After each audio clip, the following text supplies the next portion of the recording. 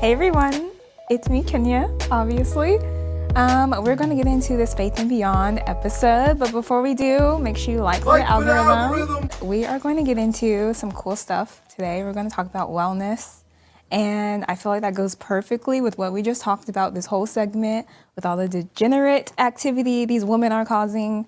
So we're going to talk about wellness and the wellness girlies, the wellness community that we see on social media a lot. So pretty much something that I've noticed is a lot of these people that promote wellness tend to promote it without beginning with Jesus, and Jesus is the beginning of wellness, like true sound mind wellness.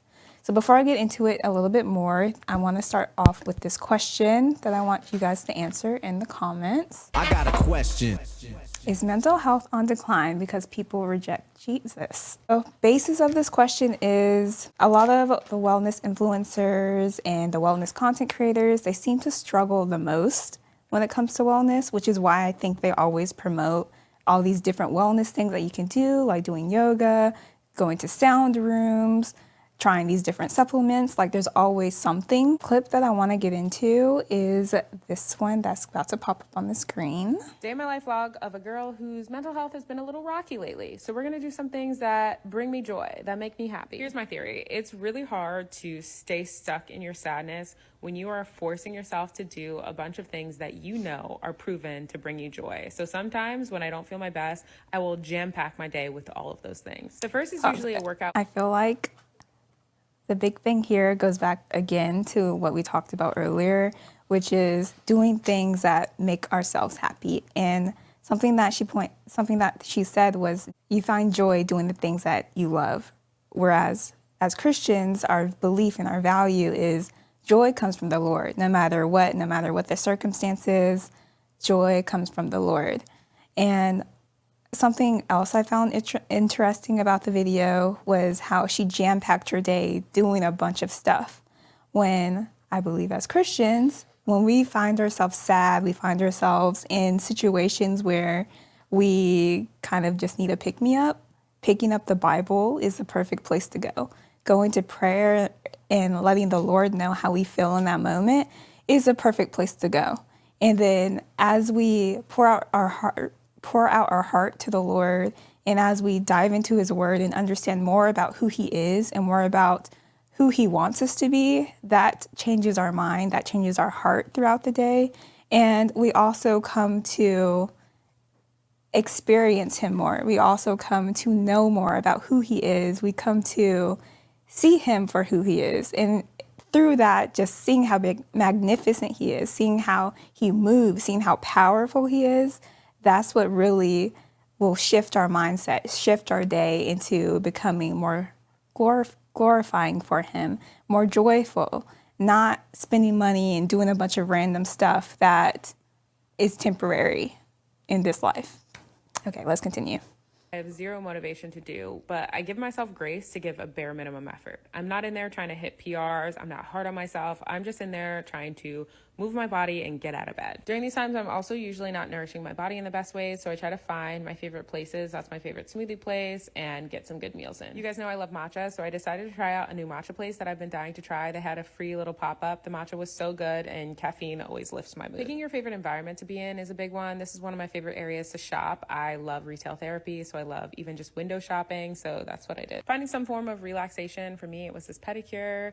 Yes, I leave the nail salon in those flip-flops. Don't judge me. I headed to an hour-long breathwork class, which I think had the biggest positive impact on my day overall. I really started to feel like I was turning a corner after that class. Then I got home and put on Love Island because that felt like a really good comfort watch. What was most important about this day is that I went to bed feeling much better than I woke up. And sometimes that's all you can ask for. As you can see, like I was saying, like she jam-packed her day with a whole bunch of stuff that's temporary, that's really probably not going to get to the root of why she felt sad that day either.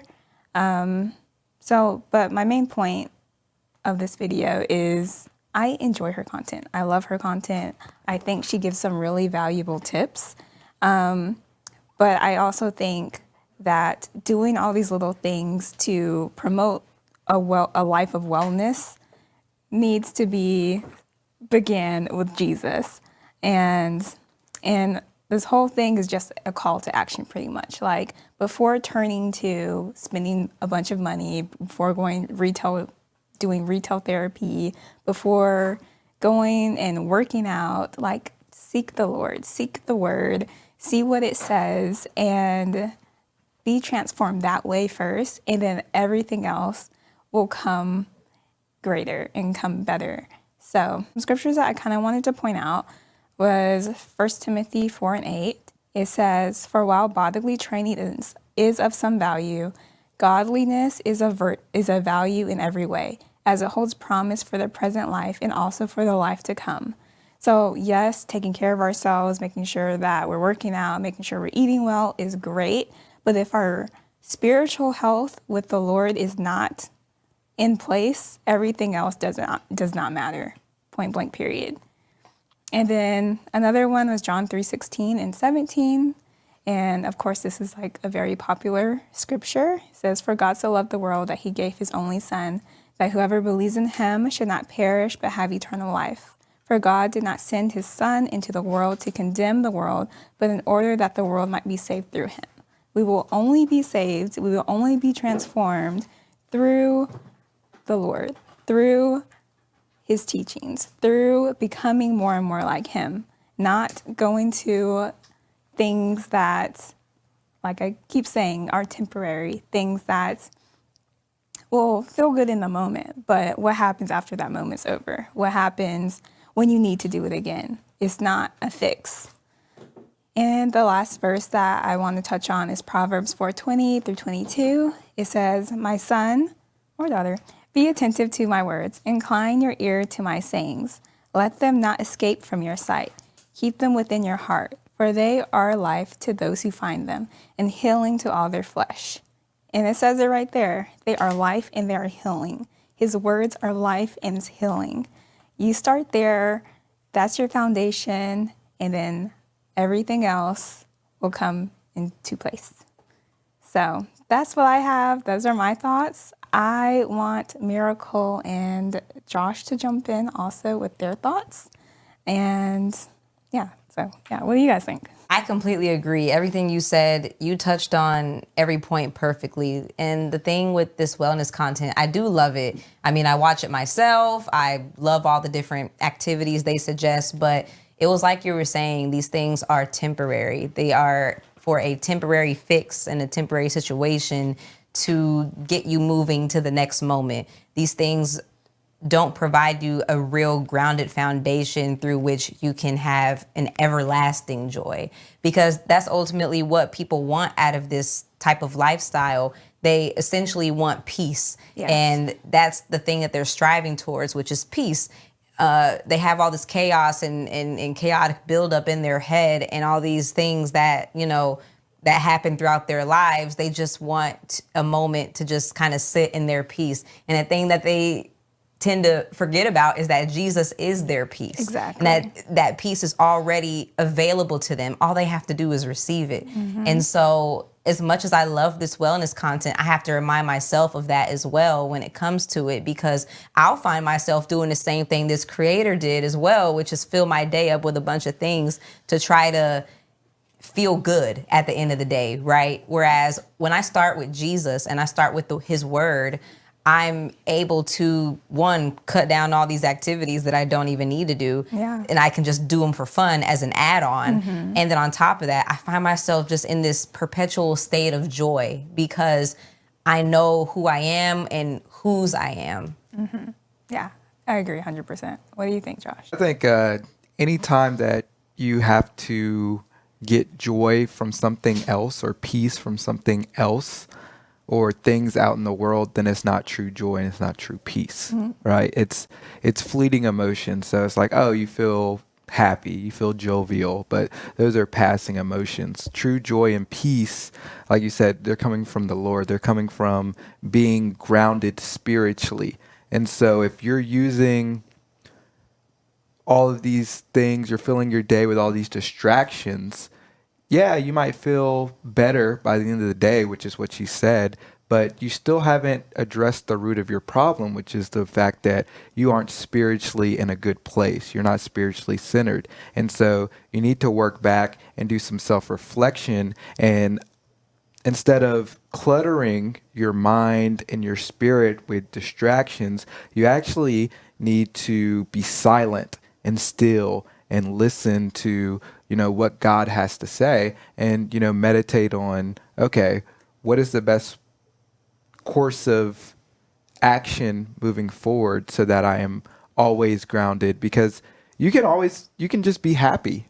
Like there's people that are just happy in the world, and it's because they wake up and they're not bothering themselves with the troubles of this world. They're choosing to think about things in a different light and in a different perspective that allows them to have peace during any situation. So if things come up, it's like, oh, it's not the end of the world. It's like, oh, well, I'm still here, still got my family member. They're always finding the positive in things. But if you don't spiritually ground yourself, then you aren't ever going to get to that place, because if you just fill yourself with distractions, right, you're actually not working on your perspective.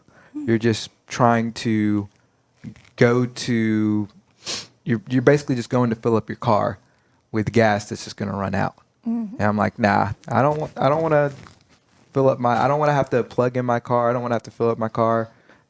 It's like, Jesus, just take the wheel. Like we don't need any other power but that to drive this plane. And so that's why it's important that you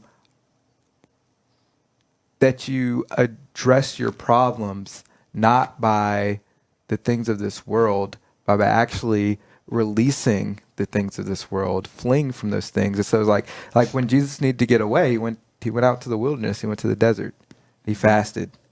And so that's the model that we should be following is, no, don't attach yourself to the world when things are going bad. Detach yourself from everything, strip back everything, go on a fast, like cleanse yourself out.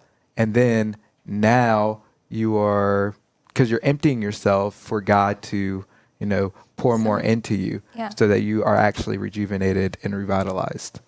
Yeah, the fasting thing is a good point, and I can't believe I completely forgot about that because Yeah, I love fasting. you're a big faster. Yeah, but yeah, because fasting helps to put you back into alignment with God and His will and what we're intended to be and things like that. And that would have been the perfect thing for her to do, or any of us to do, when we're in situations where we just feel sad and we feel like there's no hope for us. That's the perfect place to go, is do a fast, be with the Lord, and be in a little bit of isolation. So that's a good point. So for the question, what do you guys think? Is mental health on decline because people reject Jesus? Absolutely. That's absolutely it. Because at the end of the day, again, these people are looking for peace in their minds. And the reason we're seeing this mental decline is because people aren't allowing Jesus into their hearts. They're just not. Yeah, so I think that is a fair assessment. The world going away from God means that they do have to attach themselves to the things of this world. And because their values and they're not choosing peace, which is something that we get from, being Christians and saying, oh, no, joy comes from the Lord.